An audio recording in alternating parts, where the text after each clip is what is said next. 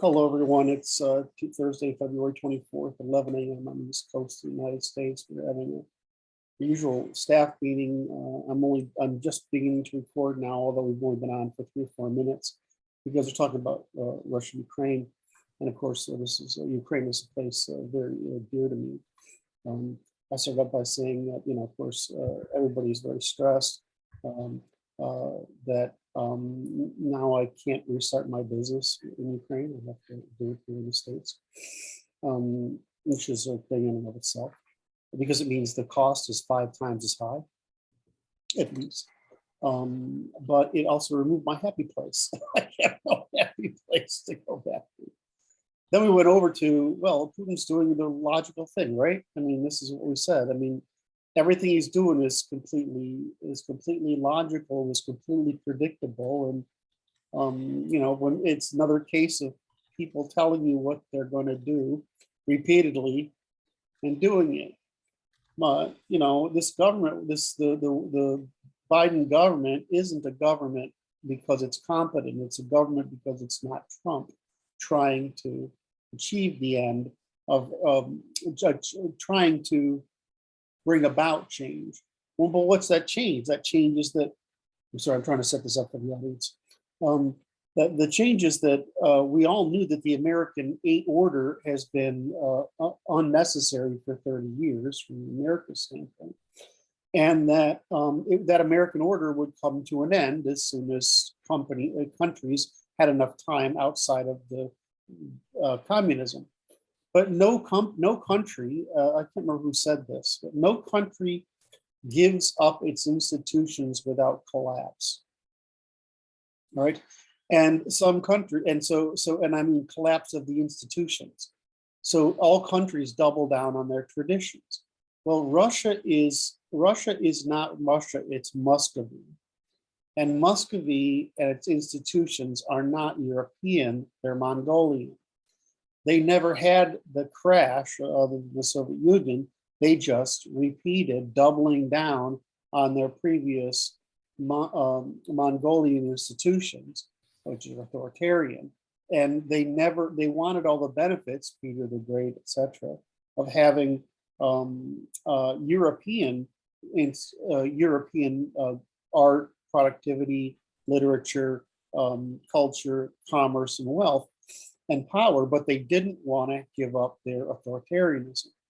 So, you just look at this thing, and he's just doing what he should, which is Russia's coming to the end of its life cycle. The American power structure has come to the end of its life cycle. China is restoring its life cycle, as is India, as in Indonesia, etc., just as all these things were predicted over time. So the thing is, we just had known this, right? And Trump was trying to do that. He was trying to bring this order about, but he's trying to do it by maintaining a position of strength on the one hand, but open dialogue on the other. And the reason he was doing that is because he's a negotiator, and because we were trying to bring about this withdrawal of American power without a World War III. So what happened is, because the left is afraid of man with orange man bad, right? Because he's doing all this change, and they think it's possible to continue this world order. In other words, they're doubling down on their existing nonsense. That they replaced him with the worst possible person, just like we brought in Jimmy Carter in the same cycle. And so this is the reason American government is the worst of the European structures. And England isn't far behind, but Germany's actually got it right, which is the party structure. You can have all sorts of party structures as long as you can have more than 2 dominant parties, right? You need to build coalitions, because those coalitions can maintain policy over decades if they need to, i.e. Merkel's Germany. But when you have the left-wing moron trying to cast out a right-wing moron every fucking 4 years or 8 years, we just end up with policy failure of consistency. Well, of course, this was predictable, as everybody predicted. We would bring in another Jimmy Carter. We have now the same problem we have with bringing in a Jimmy Carter. The difference is Jimmy Carter was a silly young Christian, as we sort of called him, and this guy is a fucking buffoon. He's a talking sock puppet buffoon. So I know what they're going to do, and they're not going to do enough. So it's because they're going to try to manage it, because that's what liberals do. Like women, they try to manage things, be in control. Where conservatives try to limit things, right? And so instead of being a Trump and limiting, they're trying to control, which means they're going to lose control because they actually don't have any. And this is going to spiral, and I'm frustrated. They've already lost control. And yeah. We didn't afford for Putin to have any other options, because he's making the choice for Russia, because he was never given the choice to join NATO, right? And he was always. But he said this the other day. You guys insulted me. Yes, of course. But again, my argument this morning, and the one I've been making all along, is this is part of why they're not European. They're Mongolian or Asian. Yes, is that he didn't. Look at what the problem we have in America with the Jewish lobby is. They're so good at taking the message to the American people, right, on behalf of Israel, right? They're so good at it, it's a problem. What's Russia's problem? They're so bad at it, they can't even conceive of it. Yeah, I don't think they do it. Well, no, because they don't even do it. Right, and so they had the culture war in their hands, right? If Putin had just, instead of in 2014, said, we have to protect Europeans, all of us, from woke. That's what he should have said. No, that's what he needed to say. He's actually said it, but he's not said it. He's said it as a Russian. He's not said it as European. What? He sees liberalism as a cancer. He said it a million times in all his speeches, like in oh so many words. And right, but he doesn't didn't. want. But he won't. He has to tell us. He has to tell the people. He has to tell the American people. He has to tell the people. I agree with you. But the thing is, when you say liberalism, he knows that means decadence. Yes. When we hear liberalism, we hear democracy. He sees cancer spread through democracy. Right. And so the problem is you have to disambiguate those two. Yes. Right. And then you say, look at how the problem of Russia is versus the problem of the Balkans versus the problem of Western Europe. We have different degrees of heterogeneity. In order to maintain peace, we need different amounts of authority. So for me, I'm like, it's like all he had to do was tell the fucking truth and tell it to the American people, and he would have won. But it's so alien to the Russian mind, because they see it as weakness. Right? They interpret that kind of stuff as weakness. Whereas, and that's the reason is that their world consists of depriving people of choice. They don't think it's straightforward for you to tell them that they're not in a fight with you. So they are always at war, which is why they think if you're not being deceptive, like you're not playing at war, you're being deceiving. They have a frame inversion in order to get out ahead of something like this. Take it to its core. I mean, they have a trust problem. They have a trust problem for ancestral reasons, right? And that's okay. Well, why aren't we? Again, this was always a solvable issue, right? Yes. It was a solvable issue for both parties. My argument is, who's been trying to create the agitation with Russia? Seems like everybody. Right. Well, it's not everybody, right? It certainly wasn't Trump. It certainly wasn't us. Yes. Right. It certainly wasn't the continental Europeans. It was the people in Washington. Our institutions do. Yes. Correct. They are a stand-in for us as far as Russia proper is concerned. Right. And so he never did the obvious thing, which is so stupid to me, considering how much of their intel is based on undermining using public intellectuals, right? They're masters. That's where most of their information, their money goes to in spying, in intelligence, is to undermining. And so you have these Russian these people talking head on the side of Russia. Well, I mean, why didn't he use that to tell the truth? Your liberal, it's just your democracy is not the same as liberalism. Right? Democracy within limits, and liberalism is just decadence, right? And you're killing yourselves. We don't want that to spread there. If he stayed on that message from 2000, it was 2009 when I first heard him, or 2010, somewhere around in there, when I first understood what he was trying to get at, he would have won the argument.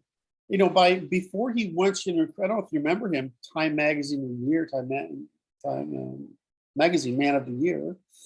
He was the world's best politician, and you know what? He fucking blinked. He blinked when they had the revolution in Ukraine.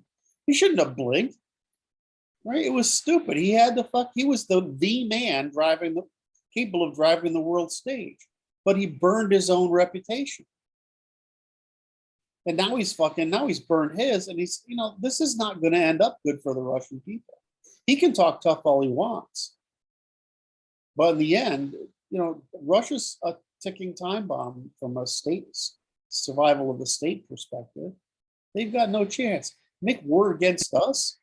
That makes no fucking sense. Even this time, we want to reorganize NATO for continental defense. We want America to have less influence in the continent.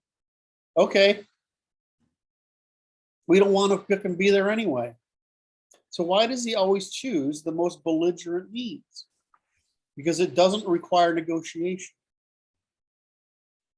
Right? And that's what it means to be Russian. He's picking the fight. What? Picking the fight. Well, because that's how they can't conceive. I mean, I've had this problem with them for fucking ever, right? I mean, at the personal level, up to the business level.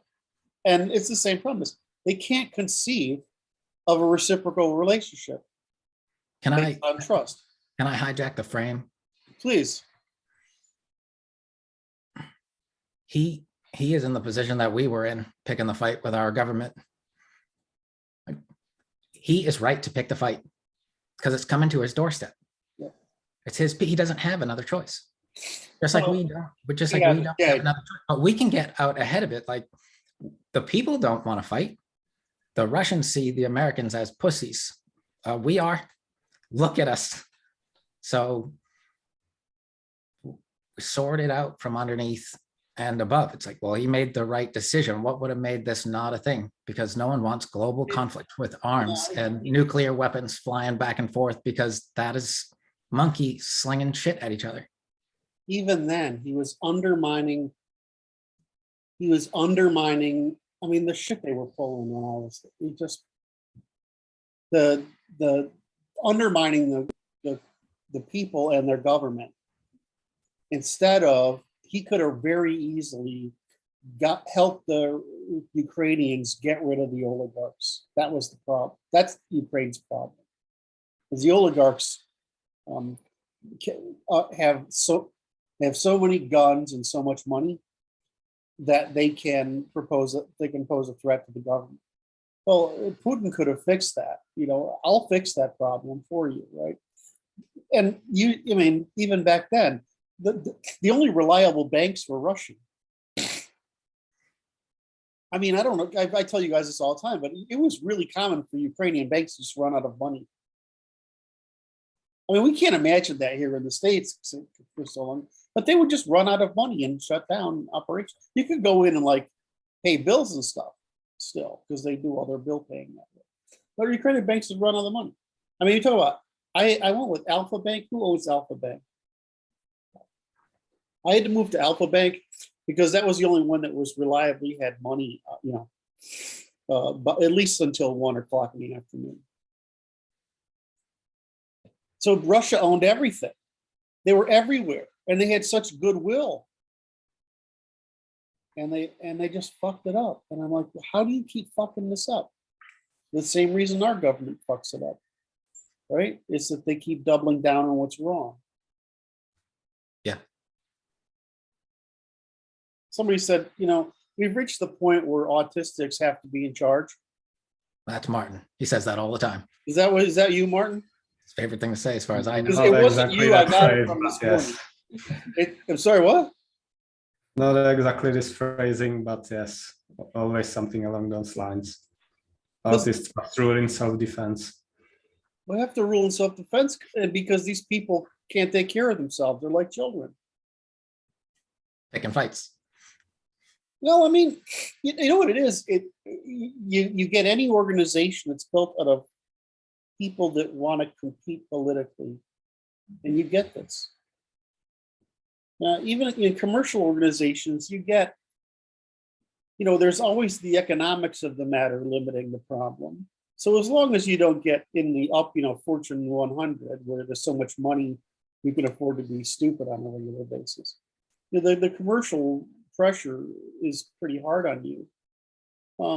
But fucking governments they're monopolies, and they're always monopolies of the worst fucking people. Making me laugh. Making a good case for rule of law. Well, and I know, so only autistics can practice rule of law, Kurt. I mean, you listen to you guys, you're all super autistics. I'm like, yeah, exactly. Yeah, I mean, I don't think you understand what you just said there. Trying to protect you from you. Autism is law perception. Say again? Autism is law perception. Law perception. Start calling it lawtism. God, that's good. We're lawtism. That was a question. How do we call ourselves now that we're no longer proprietarians? We're lawtists. Lawtists. Those are actually my initials, LAW, so it fits perfectly. Because it's like when you look at the problem from first principles, right? What's a civilization strategy? What's its geography? What are its competitors? What are its institutions? How are its elites formed?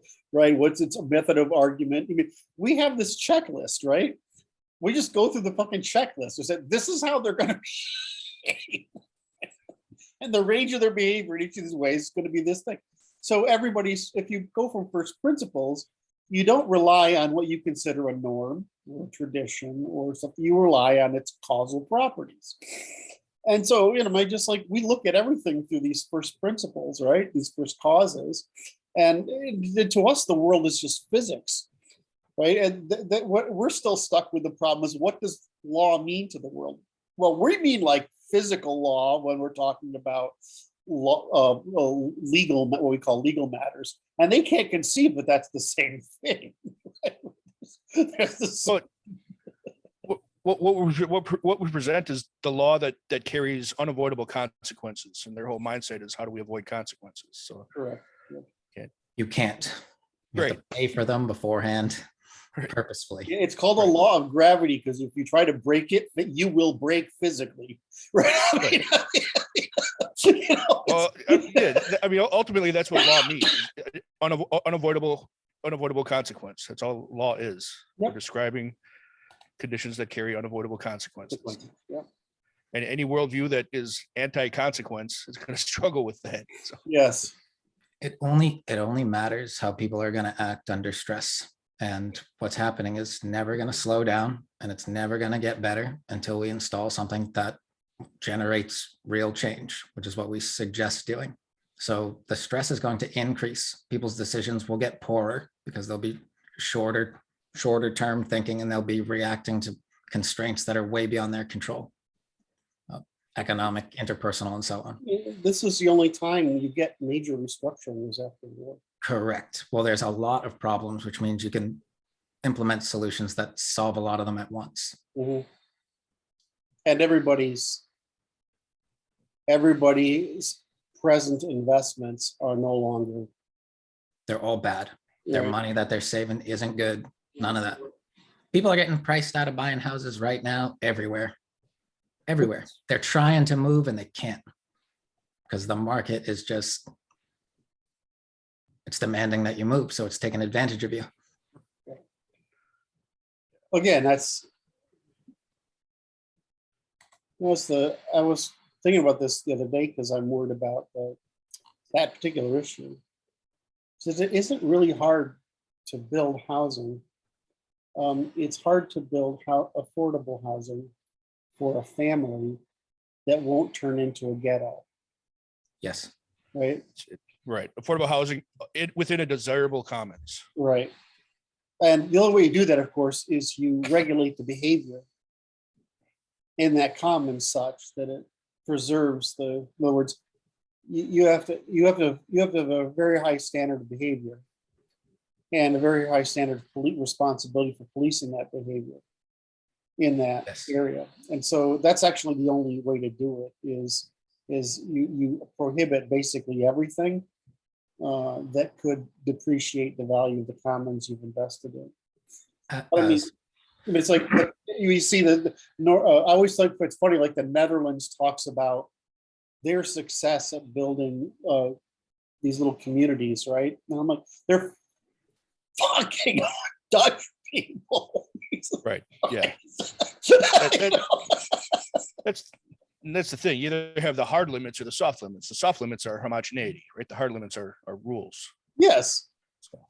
The And as more long as you build by those organically, you're fine. diversity and proximity require increasing the duties and responsibilities. It's Right. a necessity. Well, I More mean, signaling. but then you get to the problem of, okay, what's the hardest problem of that is that, there are class differences in behavior because class differences basically agency. Right? Only so much proximity, only so much diversity. Right. And then there's probably, now you take it across the races, and races differ pretty greatly in that. Right. And I'm still trying to figure out I've got the Indian mind down if I can't get the culture down, but the Asian mind is still kind of bizarre to me. I mean, they really do not sense and perceive. It's like other people don't exist so much as they do to us. It's like we're a natural army, right? I mean, it's like I know where the guy is next to me and whatever, and I know the formation and right. We're all gonna. They can do that only if it's memorized. There's something in them that they're just oblivious, and I just That sounds like we have spatial intelligence and operate as part of the system, and they don't. Yes, I think that's the right again. It's autism. Yes, I guess it's well, we've made the argument now for a couple of years in the field that there is the increase in autism among Europeans compared to others has turned out to be an extraordinary competitive advantage.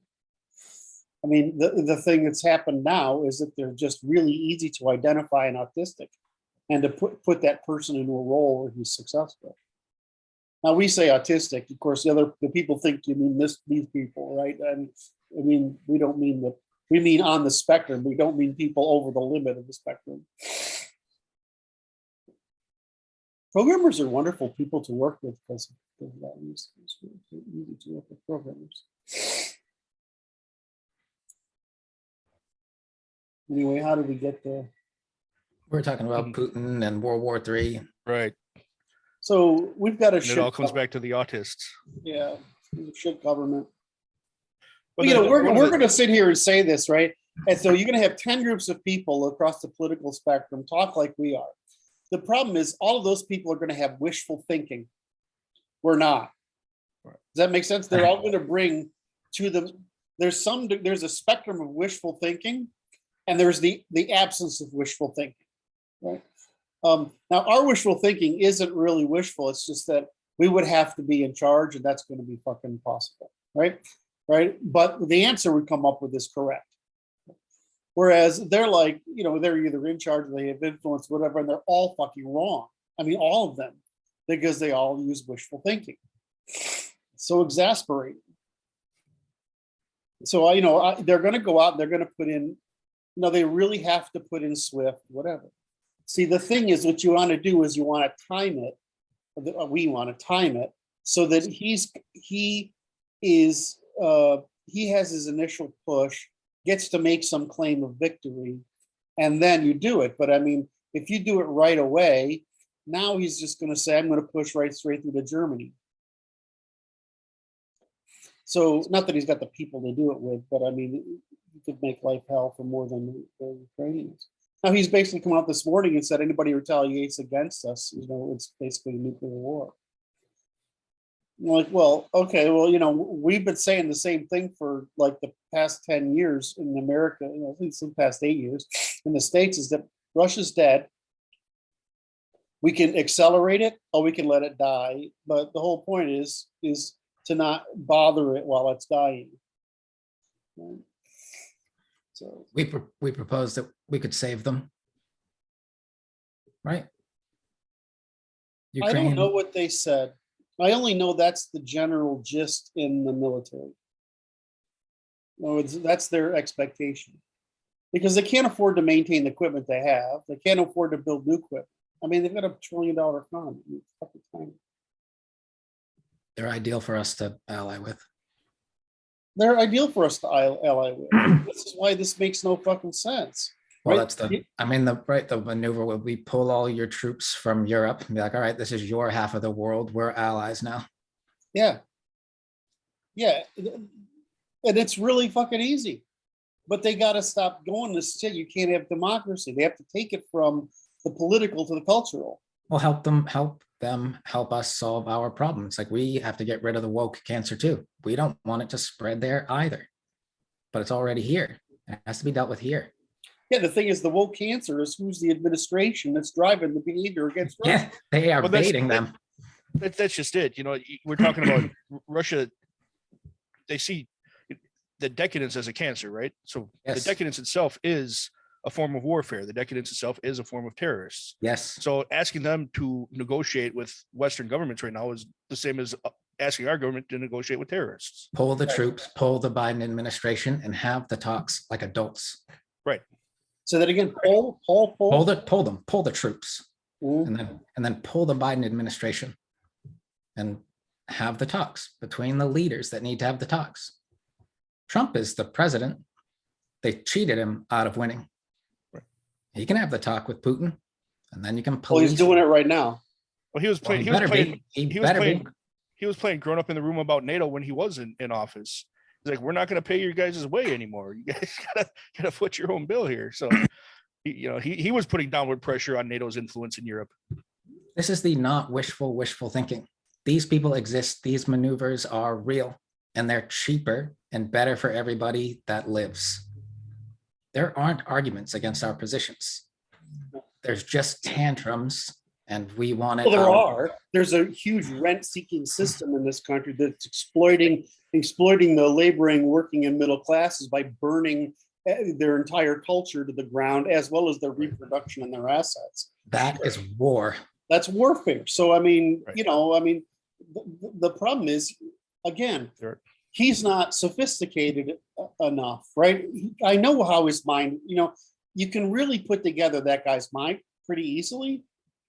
Putin's, right? Yeah, because we've had so much of his thinking, and he's really, he's really hurt by the collapse of the Soviet Union and the people.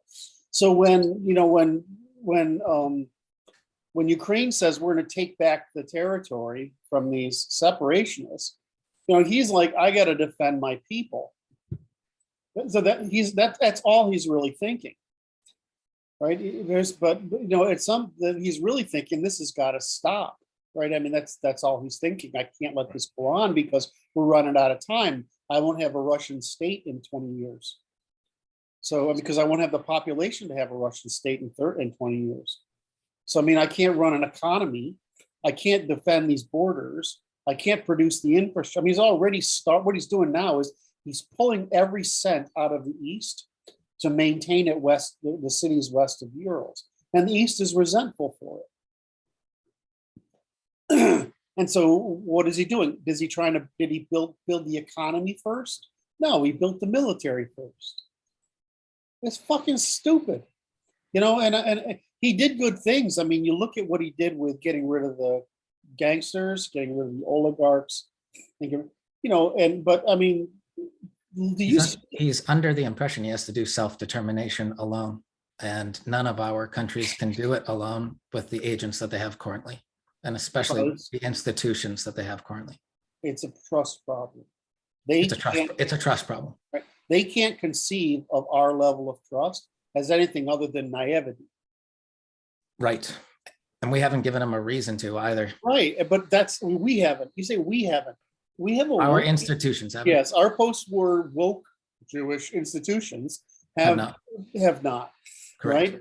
Because Russia is the place that has the institutions, the authoritarian institutions, sufficient to prevent the spread of what they call liberalism, but we mean, what we understand is race Marxism or neo-Marxism, postmodernism, or PC or woke. They, or in simple terms, what the entire world calls decadence. And so they don't want us to have decadence spread. That's easy. Well, we say it's easy, but at the same time, we've allowed it to happen. Well, I know, but I mean, he's got this amazing lever and he doesn't use it. Right. He didn't use it, and instead he flinched. He's like, he sees the fucking CIA under any goddamn. It's like, if you know how incompetent that stuff is, I mean, it's just ridiculous. Well, the change here is that the decadence is going to go away. It's like, is it going to go away because you choose to do it strategically and systematically, or is it going to go away because you afford it to be stripped from you and you're left bereft? That's the one thing that war does, right? Is it destroys the assumption of cooperation. Yes. And all of the West right now is operating on the assumption of cooperation. Uh-huh. That's the only way woke survives, is on the assumption of cooperation. So. It's the end of history. Yeah.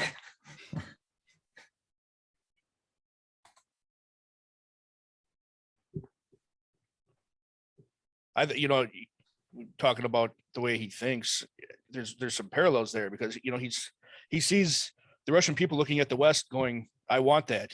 And in a lot of ways, we see that same thing. We see the people that we care about looking at the decadence going, I want that. And we don't. Well, I mean, how do you? They don't. I mean, the average Russian knows that we're decadent, right? They don't want that. They still. I mean, the young people, now that they've access to the internet, there's something weird going on there. But in general, they still want to have family and country and nation and and tradition and I love them, right? The thing is, that's where we're allies. Yeah, they don't think we want that for them, and we don't exactly signal that we do. Right, and like we want that for everyone, and we do, and that has to be the signal. It has to be the signal. Exactly, and I'm like, dude, I don't understand why we're fighting, because the enemy that you're talking about is in our government, and that's just a conversation you need to keep alive until our government falls because of it. The problem is we need help, because we can't conduct that argument because they've suppressed us internally. But I mean, if you look at, I have more in common with the average Russian than I do with the average Californian. I mean, a lot more. And the difference is that Ukrainians are more like us. They're kinder. Mm-hmm. Right? They don't think of bullying and mistrust. Well, I mean, I don't know. It's just like, I mean, it's like Poles. I don't know the southern Slavic states very well. Like I know Romania, and I kind of think of them as cute and crazy. I got to see what Martin says about this. But I mean, I understand the Poles, the Baltics, the Ukrainians and the Russians as a spectrum, just like I understand the English, the Scandinavians, and the Germans as a spectrum, right? It's a really obvious sort of spectrum of differences. And you see the same thing in the Poles, the Ukrainians and the Russians, the Baltics, Baltics a little more Scandinavian. So you get this same spectrum. Where's that? How the fuck was I going with that? Oh, but I can't really understand how, and I can understand the Romanians because I spent a little time there. Hungarians, I sort of get, right? But the Ukrainians, they're close enough to being Polish it's the same. It's just not any different. Whereas, you know, the Russians, they're definitely steppe people. I mean, things are harsh here. We have to suffer. It's virtue. Nothing will defeat us. You know? I don't know. I want to hear Martin's take on what's the difference as you go south into the, how, you know, like Martin, you're in Czechia, right? So Czechia's like been Germanized, Slavicized. I mean, so how what's it like from your orbit down on out? You have to turn your microphone on. I don't have that much experience with South Slavs. I haven't spent too much time in any of the countries. But And my response, my experience with people that says Slavs is usually through libertarians, and they're all fucking nuts anyway. So, I had a Hungarian housekeeper for a while who I absolutely loved, and she and her husband gave up because he couldn't learn enough English to survive effectively. She's amazing though. I mean, we're touring all over Hungary. And she can translate both directions at the same time, which is fucking hysterical, like at real speed. But we get to know them, we get to meet their friends and people. I don't know. I loved it there. But I couldn't get in the heads of people very easily. They're definitely not the same as, you know, Poles and Ukrainians and Russians. It's just something really different. I can say this, compared to every other Slavic nation I've been to, we're the cleanest. So, that's great. It's so true though. Well, you've also had high culture, but I mean, Prague's a high culture. Prague generated a high culture. All right. There's still a stark difference between us and Germany.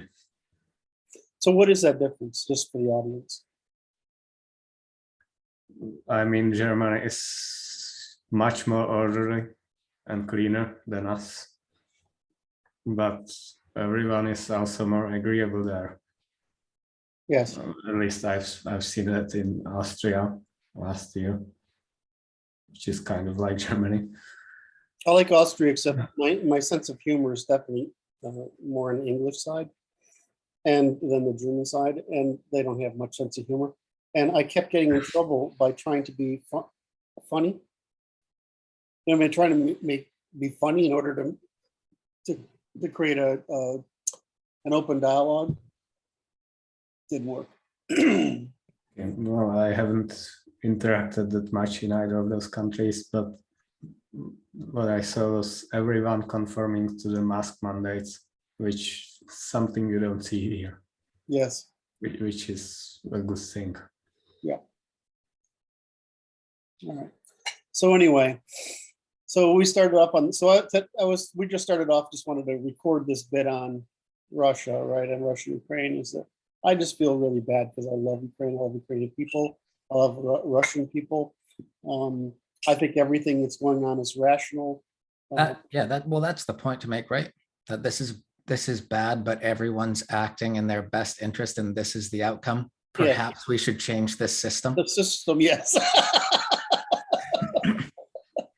There's not a reason for that. I mean, there's reasons for this within this system. That's what we're saying. And that's not good. There needs to not be reasons for what's going on right now. Well, we built what we called the deep state, right? This is puts a mysterious label on it, but we've built generations of people whose careers are invested in the preservation of a world order. Yeah, but I don't give a shit. Tell them to go home. This is a momentum conflict. Right, and it's just like generations and social orders, right? It's the one in the political order. The problem is we actually do need to throw the bums out. I mean, what do we call it? Trump said he was going to do? Drain the swamp. Drain the swamp. We need to drain the swamp. Well, We just went way Yeah. too slow. I don't think we should. I think we should just hold them all underneath the water level. Of the yeah, swamp. okay, should we drown everyone? in the We'll swamp? drain it afterwards. But I mean, what do you do with all those Need people some- who- Need some and all those bog corpses. institutions who are living by momentum, and they have no interest in doing the right thing. They have Send them- more interest in preserving their customers in foreign states than they do in serving the interests of the American people. Yes. But they're still profiting off the momentum. So Right. So I mean, That's this is true. why it's so hard to make change, because it's like people don't give up until they can't help it. They have no choice. They have to be forced into change. Right. We're telling them they got to make the choice this time, or the force is going to be horrendous. So just for the audience, let's clarify, what should the world look like what is the, because the real argument that I've been making, that we've all sort of making one way or another, is Russia's right on culture, and the West is right on institutions.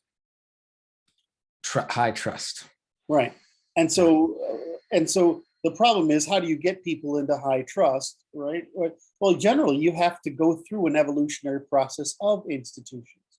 So we're Yes. not looking at Russian institutions as a necessity of trying to cross 11 time zones with 37,000 fucking minorities who, if given autonomy, would just turn Russia's everything east of the Urals into continuous tribal warfare, right? And we would lose all the resources there because of it. We need to afford for Russia to be able to focus that way, eastward. as Right, opposed to without west. politicizing them for it, Yes. right? They're right. This is a real problem. We don't have this problem in Northern Europe. The Italians, they're always going to be Italian, but they don't hurt anybody. We can't. we help it. need to be able to trust Russia. What's that? So we need to be able to trust Russia. Well, wait, Yes. France wants to control Europe. Russia wants to have Europe under control. There's a difference.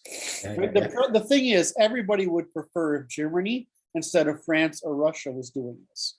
And the Germans don't want it, because every time they've tried, everybody. That's because they're the complement between the feminine and masculine means Right, of exactly. warfare there in the region, right?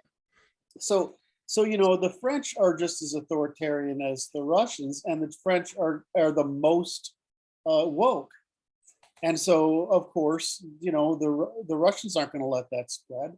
And the French, as I always say, are always wrong. And so they don't know that they're even worse than the Russians. So the thing, though, is that France has maintained a military. Germany has not. And Eastern Europe has not been free of the Soviets long enough, right, to be able to unify into the intermarium, or Germanize enough to be able to restore the pre-war eras structures. So Russia, on the other hand, has this idea that the cultural problem we have is a threat to Russia. Well, democracy is a threat to Russia only because we keep telling Russia democracy as we mean it, which they see as decadence, is different from democracy as they mean it, which is you got to still earn your way in. That's how they think of it. You've got to be civilized as much as the Russians in order to have a say. And if That's you're how not everyone should mean it from now on. well, that's how everyone should mean it, right? Yeah. So the world, we need to get out of Europe, right? And we need to get out of Europe, but we have to get Germany to step up, right? We have to get France is always going to be Latin, and nothing we can do about it. The Germany and the Eastern Europeans to hold their own, and we need to make it safe for Russia to be domesticate 11 time zones of hostile lands, right?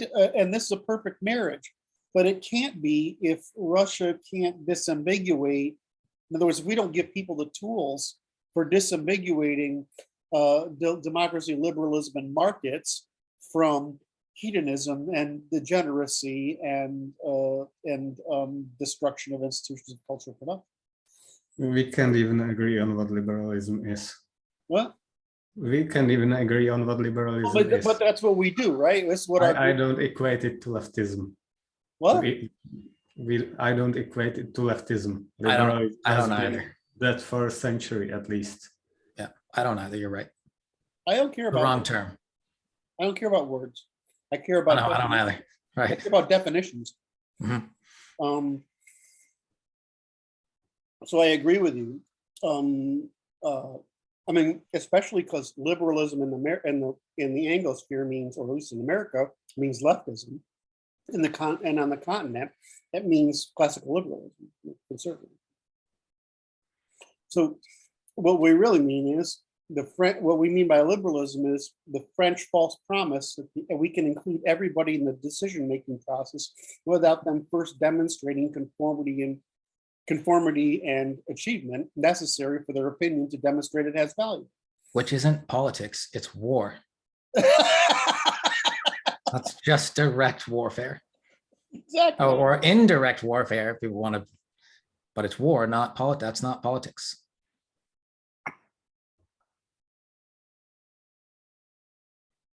Well, I mean, that's the whole purpose of the left, right? Is to undermine language, undermine reason, to cause ambiguity in order to force the demand for authority, so that authority can generate power, so it can overcome the competency and dominance market, right?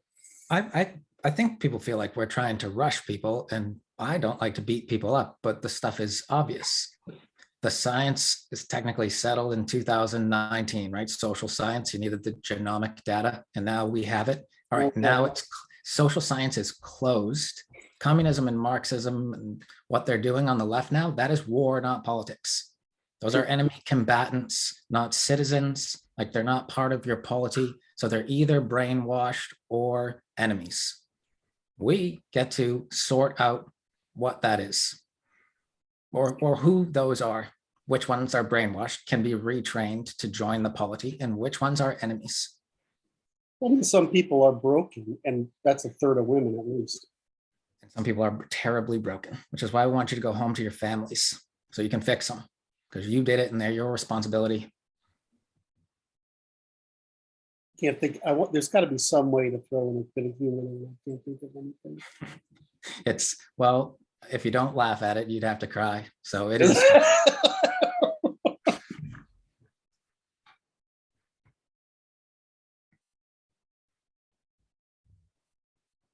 No, I think we've covered that. I mean, I just see them as they have to go full blown in with sanctions. The escalation path is to escalation. Let's go the field of potentials. So first I'd see, okay, we shut them out of the financial system. Then we shut them out of the trade system, right? Then we shut them out of the shipping system. And that's the next thing, right? It's like when you start capturing Russian transport. And so then that collapses the seas, the law of the seas. And that's where things start shooting. So if I were Russia, I would just keep pressing that, because knowing that no one will go that far. And if once Russia's collapsed the law of the seas, they've collapsed American power. So now they can start joining with other people who will control the seas, because that's our real thing, right? The British created the world trade system. And since the British, we've controlled transport trade.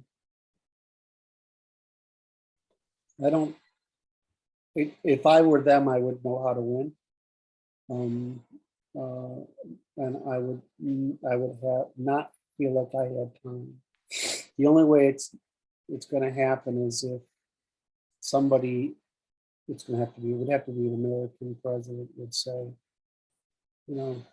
talking to Russian people, this is going to end both of us, because we have a moral mission before God, whatever, to solve this problem, keep humanity. cooperating.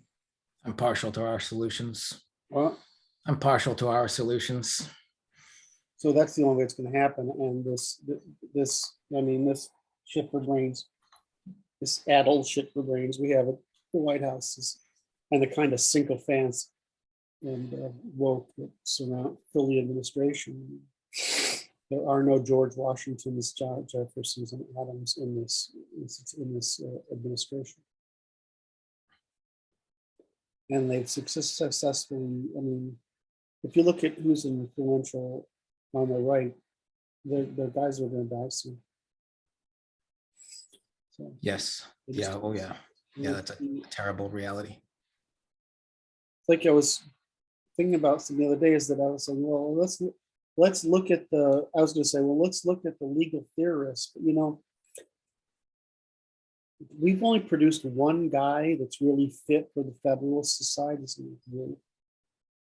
Asian extraction, and he's not very good.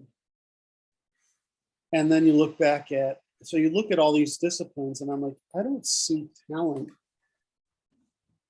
in any of these core disciplines in the West anymore, because they've been so successful at destroying the core intuition of Western civilization and the academy that it's almost impossible. And they've destroyed it in law, they've destroyed it in government, they destroyed it in mathematics, it's destroyed in physics. The only place it isn't destroyed is engineering and computer science, and they're working on computer science. I don't know how you fix it. I mean, you can only. My view is the only way to fix it is you've got to lay the science out in the law, so that you're basically prohibiting the destruction of truth. Yeah, like I said, I'm under the impression that it's war, and like a case can be made for that right away. I mean, James Lindsay makes that case. Okay, so cover that issue. Kevin McDonald makes that case. Kevin, yeah, that's right. Would you say? Kevin McDonald makes it. Yes. Probably better. Well, McDonald crosses into forbidden territory. And the thing that frustrates people about Lindsay is that he doesn't tread in forbidden territory. He just states the case, which is why they don't want to say it's the Jews, because they know that it's a small percentage of the Jews, just like it's a small percentage of any elite class that's wielding their intuition against everyone else. Right. And they want to disambiguate further because it's toxic to be called an anti-Semite, when being anti-Semitic isn't against the people, it's against their strategy of war. Yes. Like Islam is a war, Judaism is war. Like, if you view them that way, and you should, because they are, look at this place, like it's devolving into war because people are warring with one another. Yeah. If you want cooperation, you can't pretend. You have to actually do it. We have things to offer one another. We're not offering one another any of those things. We're stealing from one another everywhere, all the time. And there's not a system, there's not a mechanism of conflict resolution in any of their systems. Zero. And we used to have so many. We used to have so many. We used to have so many methods of conflict resolution, and the state has deprived us of that hierarchy of dispute resolutions in order to concentrate power. That's why Luke wants us to be a lightning rod organization, so that we can generate conflict resolution at a swift pace, because no other pace other than swift is going to sort anything out. And we've got the skin for it, right? I mean, we're all disagreeable enough to have this. I'm gonna have to work with you guys on branding a little bit. Yeah, but if we work on branding, that's a bit. Okay. I mean, I don't think we have to show up in suits and ties in a studio, but it's a lot closer to that than we're doing now. We can act. It's not about acting. It's about creating the presence, creating a brand of competency, free of criticism of lack of competency. Sure. So it's not impossible to do that. it's relatively easy and cheap, but we would have to work a little bit on branding in order to make that happen. And that's quite easy. Not that I haven't. We're free from the criticism from the left because they don't get it. Martin, I wish I could hear every word you said because I know everything you say is worth hearing. We're free from the criticism from the left because they don't get it and they Right. can't get it. They can't get it.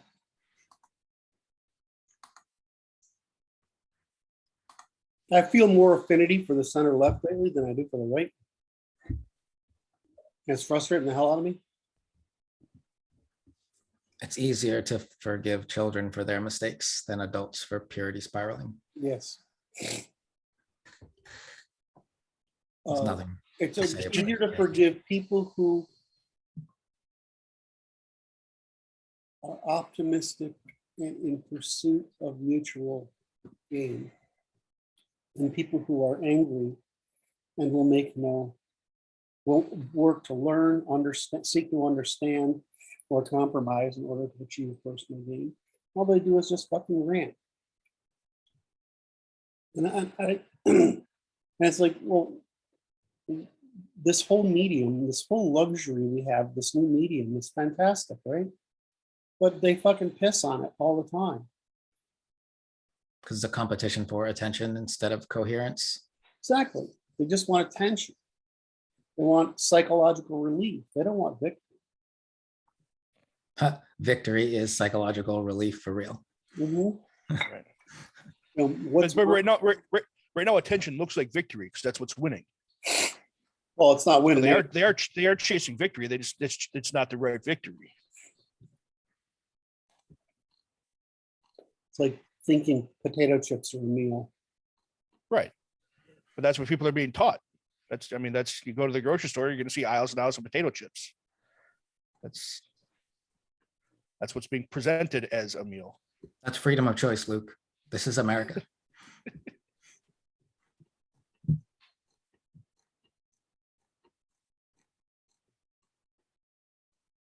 I mean, we're what, 2-3 generations deep now into people that have no other concept.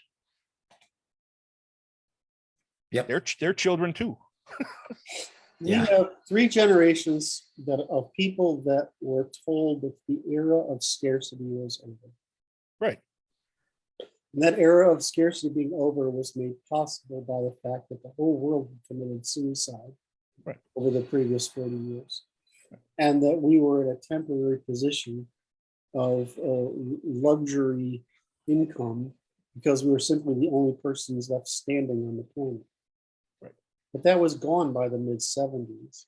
And to defeat the Russians, the Soviets, and the Chinese, we used our economic capacity for debt because of what remained of that post-war luxury. Yeah. It was other policies too. There was a time when America didn't give its technologies to everyone else, Right. especially to China. Yeah. I mean, it's so easy to say, well, we're just not going to let any Chinese students in. But It's so easy to do that. Why don't they do But that's that? racist. Well, the post-war might be. boom, the post-war boom allowed us to extend middle class status to people that hadn't earned it. Right.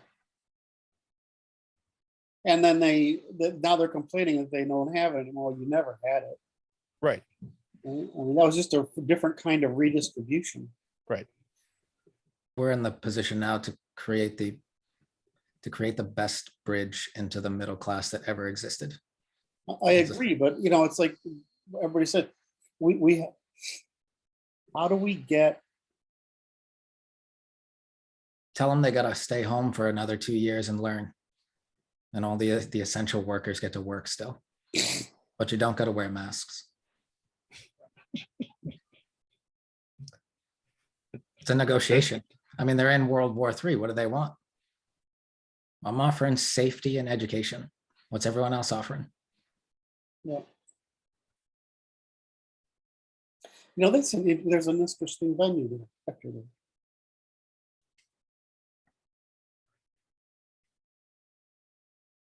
Everybody else is offering safety, but you don't have to think. Yeah, no, That's where our offer falls flat. Is because they're unless not you have offering, to they're think. not offering safety though. They're offering Right, they safety. aren't, but they're they're offering offering the safety illusion of it. theater. They're offering Right. safety theater. Right.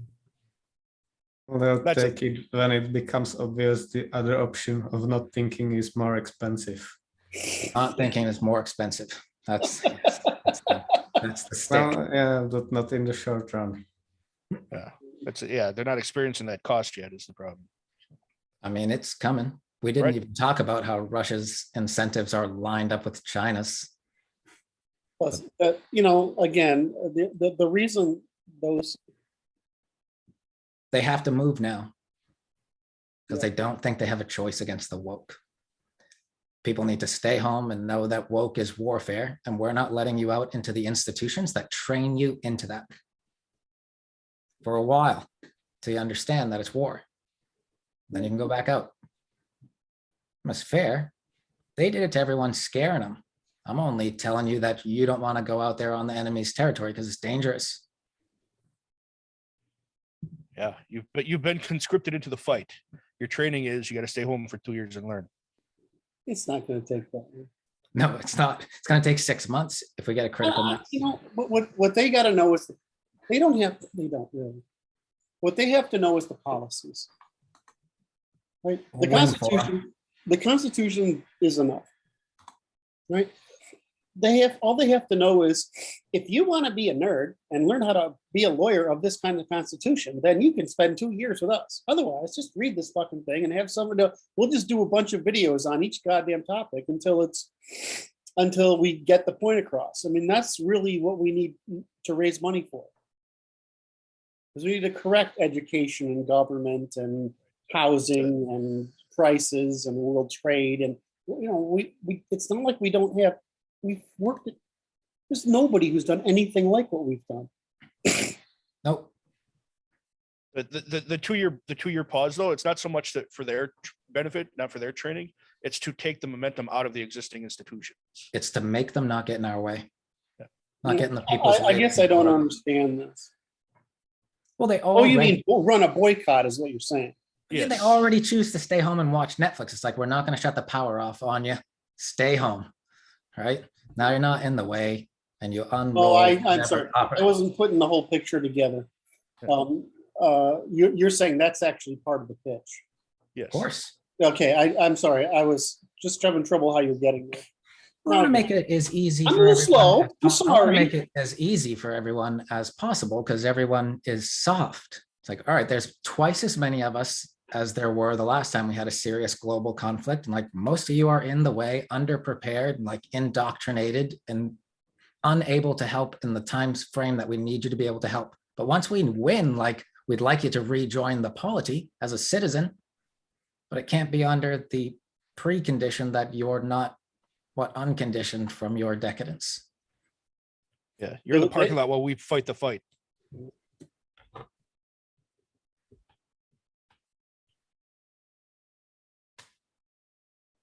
I hadn't thought about taking that tactic. I like that. That's another tactic that's quite interesting. It's very interesting.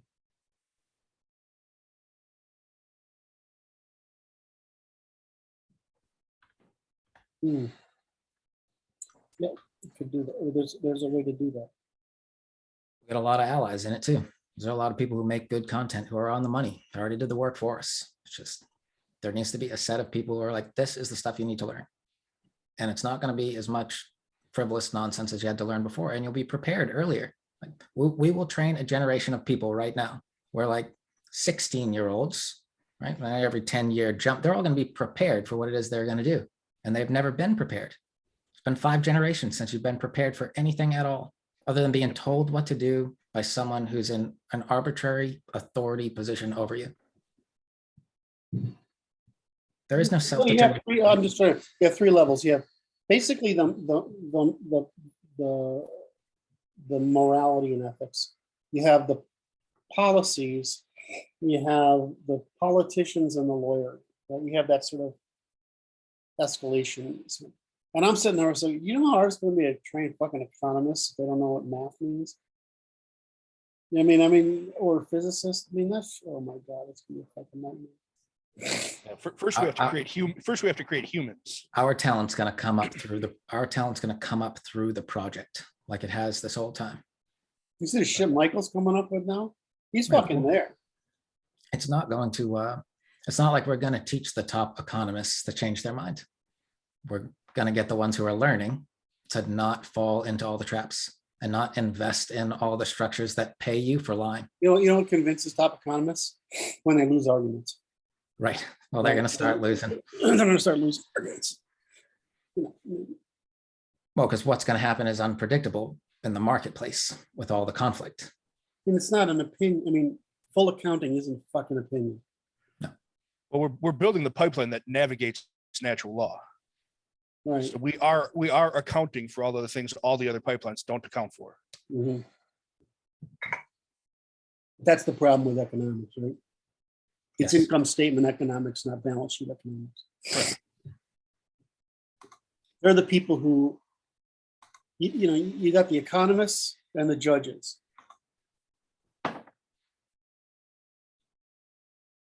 And we can, if the politicians, to some degree, they're like just another demographic part of the population. Of course, I would like to get rid of politicians. I don't know if that's going to be possible. Well, they're just shitty priests, right? Yeah, that's really all it is, right? It's horrible, but that's exactly what they're shitty priests. They're shitty televangelists. Yes. They're not even That's priests. worse. And yes, they are. Because this system is designed around short-term interests. Yes. They never stay there long. So of course it sucks for people who think better in the short term. Their system is It's designed that cognitive though. mess. The problem we have is we're all looking at there just being one system. There's not. That's part of what we're proposing here is an entire separate system to what they're doing. Is it? See, I look at this and I keep going up with this. I'm like, I keep coming back to, dude, the founders were really close. I mean, That's not the system that they're running now. They're not running the I know, founder system anymore. okay, but that's a different statement, right?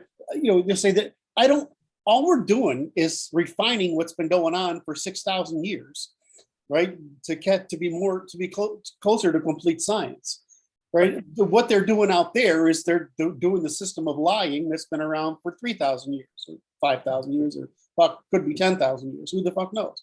But this priesthood shit is just crap. It's just lying. And I don't mean it. And of course, the audience doesn't know what we mean by priesthood. We just mean the talking class that sells you shit, right? That sells you promise that their leadership, if you follow them, will yield you benefit, right? Despite the fact that they got nothing to trade except that promise. When the way I say it, there's the two systems I'm talking about. There's one that produces self-determination, and there's one that produces dependence. Yes. And the televangelists are running the dependence system, Correct. perpetuating the dependence system. Right. What we're trying to do is get everybody back on board with the self-determination system. We're trying to get as many people possible. Right. On Yes. We're maximizing the cost number issue of again. people who are responsible, and we're minimizing the number of dependents. Right. They're doing the opposite. Right. Because they can profit from having more dependents. Yeah, that's the cost issue again, because dependence is cheaper until it's not. Right. We have to make it a pipeline. It always ends up not cheaper. That is Yeah, inevitable. that's true. So the question is, okay, now how do we get rid of all the people who are permanently dependent? I'm okay with the noose, saying if you jump off this cliff, you're going to go to heaven. I mean, I don't care what answer is, but those all seem kind of unhuman. Well, the more we pipeline people into self-determination, the less the effect and the cost of the dependence. It's okay. Again, okay. I'm not. You're completely right. Right. The problem is, what do we do about the people who aren't going to make it? Because there are people who aren't going to make it. And how do we maximize responsibility and minimize dependence? Because of course, all these people are seeking dependence to the point of failure, which is what's going on. I mean, push the liability for people back onto the families. Right. that's The ones that are right part answer. of the ones that are part of my kin group, I will take care of. That's how actually we the right handle answer. You know, There's you no could other let us, answer. you could let us go through half an hour discussing this problem before we actually Oh, Right. sorry. There's not another answer. Like, be responsible for the people you produce. Well, Right. That's what I mean, though. As we produce a more responsible commons, they will take more responsibility. I kind of almost want to start there. It's like, I think some of your family members are all criminals. What are you going to do about that? We've had that policy for years. If the state has to take care of the dependents, sure, they just can have above replacement rights in production. Mm-hmm. Dependency means either one or none reproduction. It means you don't get treated badly, but you are living at subsistence level in exchange for it. And some people will fucking choose that. Of course they will. And that's okay. I mean, I don't want to tell you. I mean, we've all, I don't know if we've all met, but I've met people in my journey through life that are not really capable of much. Like A lot of them. it's a lot more than we want to admit, right? Way more. And so the problem is we act as if these people can have more responsibility. Oh, I don't. Well, I know. I don't either. Excuse me. And so instead of the government that is protecting the good people from the bad people, it's a government of serving the bad people at the expense of the good people. And so, like anything you subsidize, you get more of. And so we have a lot of bad people. And so, and the only thing that's I've noticed in my lifetime is that cheap food, McDonald's, etc., cheap high calorie food, the availability of marijuana, the availability of electronic entertainment, including television, movies, video games, etc., has removed people from the commons who would otherwise be damaging it. They're sedatives. Right, they're sedatives. It has also removed people who might be doing something about the problems. Yes, exactly. Unfortunately, the demarcation problem is always the problem, right? It's how do you know when somebody is actually quote falling into dependency because we've not helped them or because they simply can't. I think we have a lot of competent guys that partake in sedation because what they want to do, they can't do. And we're going to give them the license to do it. Correct. They just check out. I mean, I think it was Tim Pool the other day. I quoted him because that was funny. You know, and I definitely understand this. I could be very happy, really, honestly, playing like 4 different video games, right? And Yes. right, and I would because what the hell do you play it today is you get guys like this, right, on a chat, and then you play the video game together. Yes. It's And socialization. what's the difference between that and going to the pub? Nothing for your There's brain. fucking nothing, right? I mean, you talk shit, right? It's fun. You socialize. You build a relationship. Less of a hangover. Right. Oh, yeah, that's true too. Yep. So I mean, I don't. Go ahead, Martin. I certainly prefer the actual presence. Well, Maybe I'm not artistic enough. I do too, but I'm trying to make the point that clearly enough people are choosing it. I follow 2 guys on YouTube just because of this, because I'm so fascinated at how good they are at creating this. And it's really what they can do is they can narrate everything off the top of their head. Like it's a sports announcers. I was a sports. How do you remember that guy's name is Jake Jones and number 38? And he had, right. I know they got statistics, but they actually remember all this stuff. And he got it, and it's going to happen and whatever. And it's real time narration. Well, you have the same guys in the that are really good in the video game narration. It's it's not like stupid games. These are advanced games, and the guys are really good at it as they can narrate that like a sportscaster, right? They tell you what's going on, what they're thinking, what the choice is, why they've made it. They banter with other players, talk about what play they're going to make. And I'm like, it's fucking sportscasting, right? For video games. And these guys are really, really good at it. And I wrote one of them a while back and I said, I'm just curious, like, does this like come naturally to you, or do you have like some ritual? Because if it were me, I would have to do this, then this, then this, then this. It's like, nope. I just get on there and I talk about everything that comes to mind. I was having this conversation. I can bring it up now because it's gone, but with Rush Limbaugh. And he said, well, you've either got it or you don't, right? You can either be entertaining for 3 hours talking to the wall, right? Literally talking to the wall, or you can't. And I thought that was very, very true. Is the basic problem is very few people can be interesting talking to the wall for 3 hours straight without a break.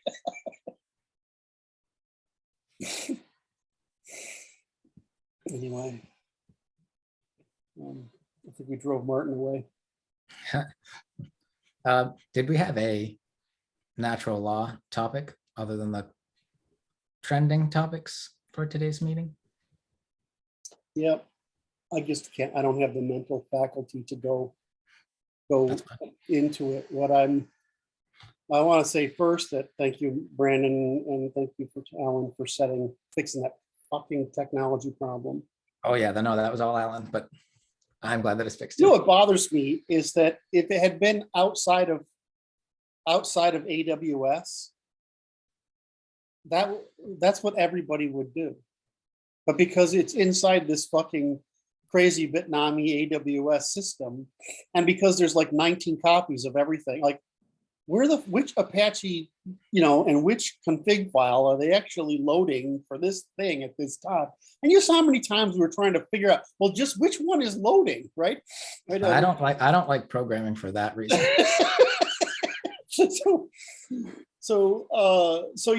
But if somebody said if it was just some Linux box I had in the living room, you just go look up the syntax, because we knew it ended up being that's all we had to do. We had to do it in the right place, right? Yep. And we had to try everything in the world to figure out if that would actually work, because there's so many exceptions AWS puts in there. So anyway, I started on MediaWiki yesterday. Okay, good. So I started MediaWiki, continue that today. This weekend I'm going to pick up with Dr. Brad on the rest of the law. I've been trying to think about it, and of course I've been sick again. I'm pretty much over it now, but still sleeping a lot. But so I've been down for a bit. But what I want to do with this group is to next time we meet is to start with the information, go through it, and say, what topics do you think we should cover? I get it. Right. And rather than for me to come up with it, because every time I do, I'm like, well, then it should be that and whatever. Yep. And so last time you mentioned you wanted to go through the policies. Yeah. So there's two places to look at, right? There's can I share my screen? You should be able to, yeah. See if I can.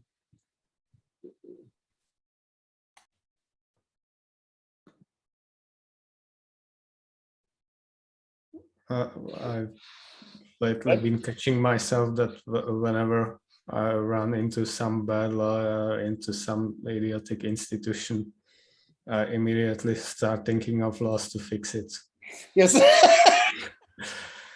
issue is I don't just solve for reciprocity, but also make it as based and as ironic as possible.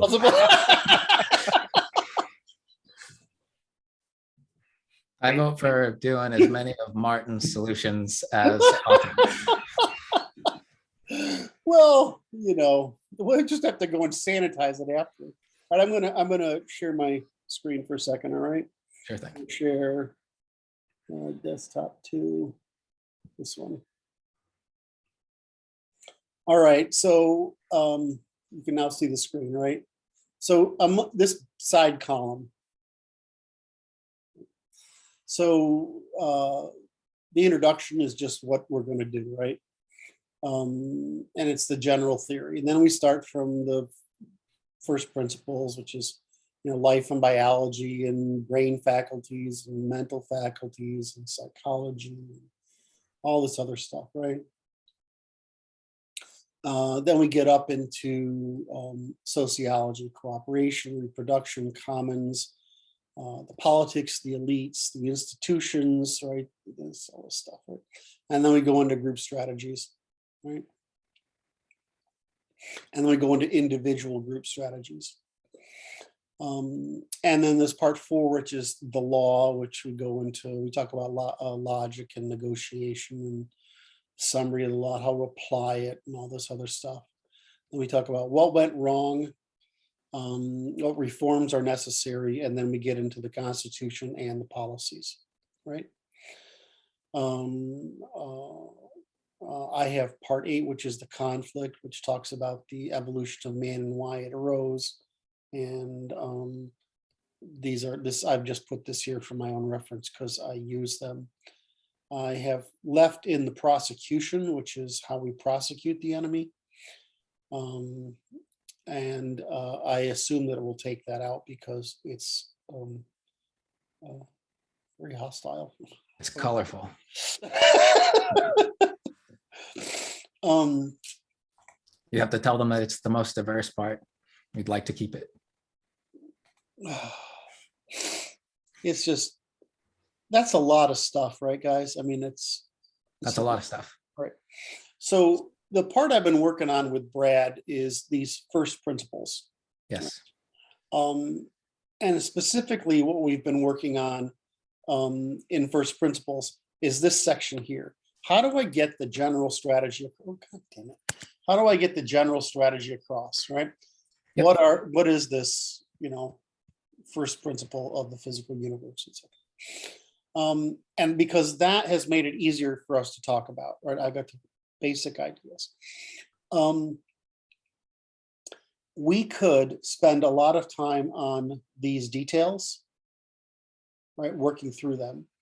And some of them, of course, they're well built out, like class and generations, and some of them still need some attention. Or what we could do is, I've started on Brad now with the law and epistemology, and I think I can get through that with him. What I think that I would like to do is possibly to go through the reforms, right? The policies. Because that's the kind of thing that only we can sort of cover. I mean, this group can cover. I can't. In other words, other than this group, nobody can contribute to it. Because like Martin says, nobody else will think of laws. Right? Now, Martin and I went over a lot of this already, but I've changed some of it. So what I've done mostly is add this Article 0, which is the laws of the universe, before I get into the laws of man and then the law. So my feeling was that we should go start on government and policies and try to get this part of the Constitution there, because I think that's the deliverable. And I just want to make sure that that makes sense to you guys. In other words, we can take a long time to get this together. No, I like going for the policies. That's what people are going to want us. If they see us working them through too, they'll be able to work them through with us. They'll understand what we're saying. Okay, so that's my feeling. And I want to keep the efforts separate then, as I'd like to keep going with Brad on these first principles. Mhm. And then work with the group on the end point of the, I call it the Constitution, but it's really just the policies. Does that make sense? Yes. Yep.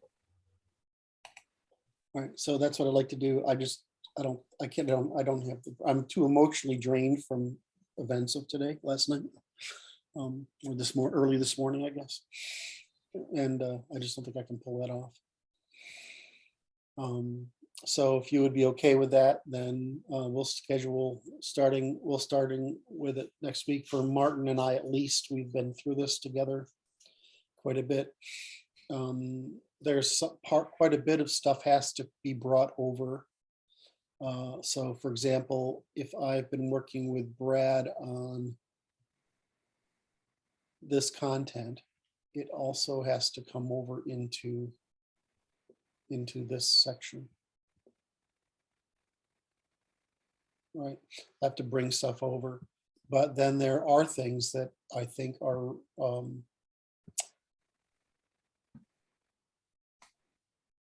that we should go over. And especially that comes to government and policies. So for me, I'd like for us to work on from here on out the government of the state. Is that all right? Yep, that works. All right, well, that's what I got, guys. Thanks for your time today. Thank you very much. Great, fun conversation. Thank you, guys. Is it okay if I publish this recording? Do we say anything too terrible? I think we're all right. All right. I would do it. Just the usual.